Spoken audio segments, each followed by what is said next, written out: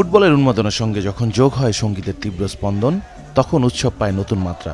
বিশ্বকাপ ফাইনাল উপলক্ষে বনানী পার্ক মাঠে জড়ো হন হাজারো দর্শক। খেলা শুরুর আগে মঞ্চে ওঠেন আন্তর্জাতিক খ্যাতিসম্পন্ন Bangladeshi American DJ Sanjay. Electronic beat আর আলো ঝলমলে পরিবেশনায় মুহূর্তেই জমে ওঠে পুরো মাঠ। বিশ্বকাপ ফুটবলের ফাইনাল উপলক্ষে বনানীর কামাল আতাতুর্ক পার্ক মাঠে অনুষ্ঠিত হয় fan fest 2.0 powered by Shah cement.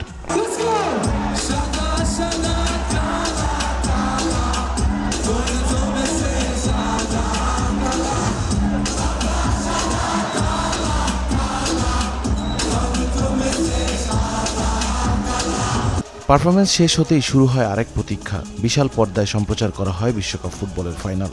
প্রিয় দলের জার্সি গায়ে পতাকা হাতে হাজারো দর্শক একসঙ্গে উপভোগ করেন শিরোপা নির্ধারণী ম্যাচ। প্রতি 4 বছর পর পর একবার ওয়ার্ল্ড কাপ আসে, আসলে সবার এক্সাইটমেন্ট থাকাটাই স্বাভাবিক। কে কী করলো না করলো আসলে ওটা না দেখে আমরা পজিটিভ সাইডগুলো দেখি, সবাই যে একসাথে হয়েছে আনন্দ করছে। বাংলাদেশের মানুষ কিন্তু ম্যাক্সিমাম মানুষ হচ্ছে কিন্তু আর্জেন্টিনার সাপোর্টার, রাইট। আর অনেক যেমন হচ্ছে এমবাপ্পে, রোনালদোও কিন্তু মেসিকে খুব পছন্দ করে। যত বড় বড় খেলোয়াড় আছে সবাই কিন্তু পছন্দ করে মেসিকে। আর ডেফিনেটলি মেসি খুব ভালো খেলে দেখে এই পর্যন্ত আসছে। স্পেনই জিতবে, আর্জেন্টিনা আবার জিতবে না।